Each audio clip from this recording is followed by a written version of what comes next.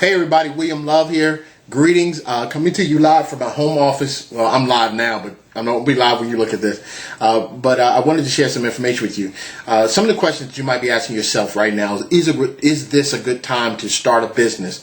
And I want to be able to answer that question for you, and by giving you some facts and some figures, because you're looking at it right now. If you were like me, once the economy started turning down, you had this knot in your stomach, and we're wondering what's going to happen.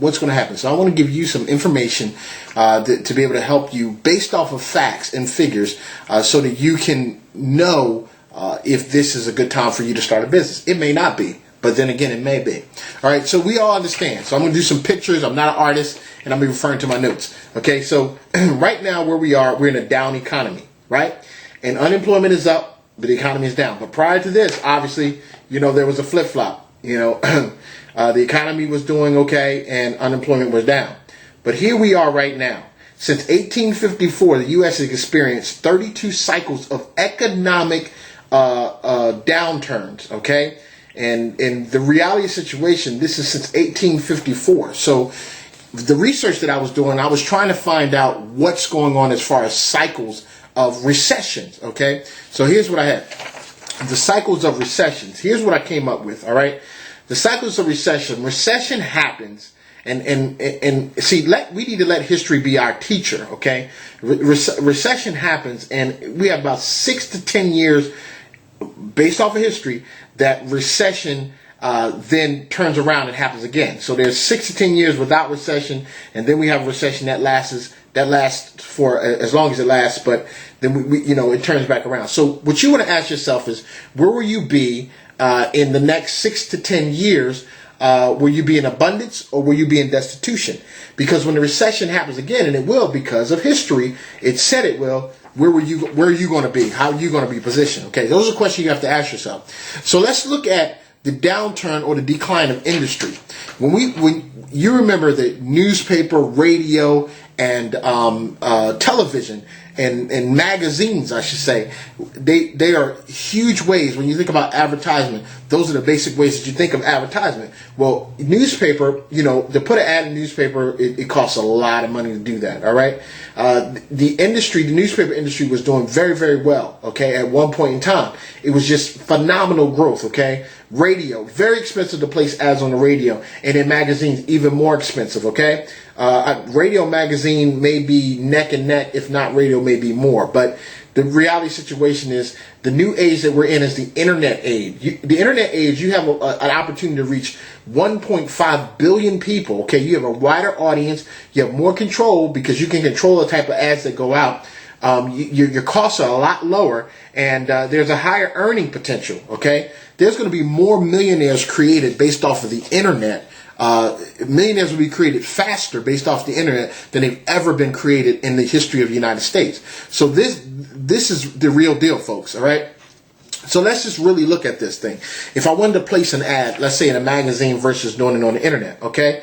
So if I want to place an ad in the magazine, and I just did some research and I looked at one average black and white ad in the magazine, a black and white ad, just as a tester, if you want to test it out, $85,000. $85,000. That's $1,000 with a T. Okay? And if I want to test an ad, I tested an ad for 3 days on the internet. Okay? And when I talk about impressions on the internet, impressions are basically pages that show your ad and the opportunity for your ad to be viewed. So I tested an ad for 3 days. I had 4,400 impressions. Okay? Actually, it was 2 days.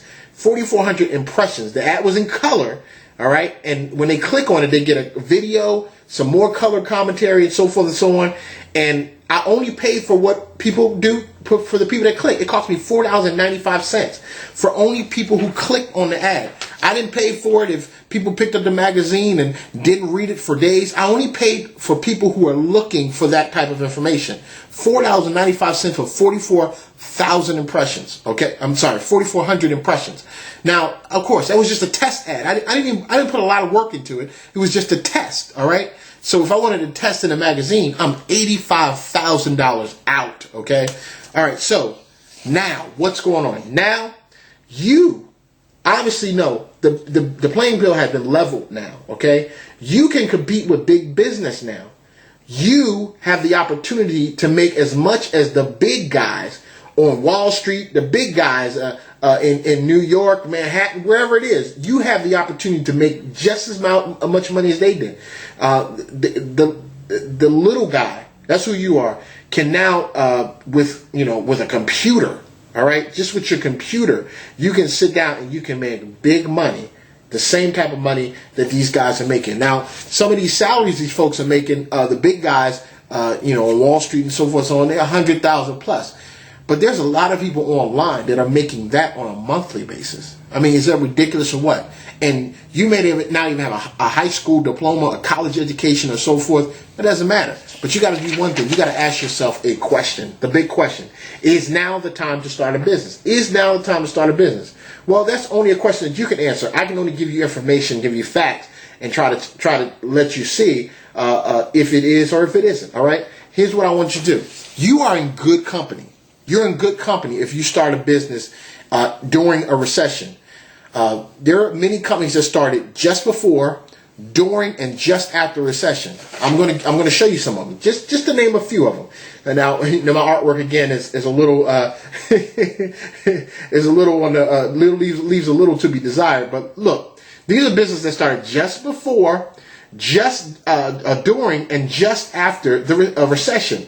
Now, these are some little companies you may not know, may not have heard of them: CNN, MTV, Burger King, Lexus, IHOP, little company named Microsoft, little company named HP, Jim Henson, you like my Kermit the Frog, FedEx, GE. These are all companies that started. You can check my facts, check it. They started just before, during, and just after recession.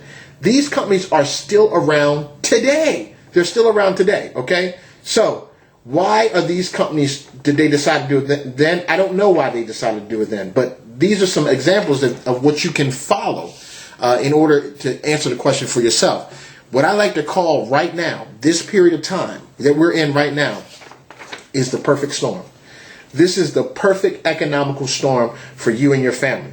If you see something that you want to do, if you want to take advantage of it, if you want to start a business, first of all, you want to start a business properly. And you might have seen in some of my other videos, you want to look at an industry that is in, ask yourself this question: would you rather start a business or get a piece of a pie of a $200 billion industry or $2 million industry? Okay? $200 billion or $2 million industry. You'd probably rather have 1% of a $200 billion industry than 100% of a $2 million industry. Because in reality, your pie is going to be a lot larger. So hopefully it shed some light and answered some questions for you. Hopefully you enjoyed my drawings. I did them myself by hand.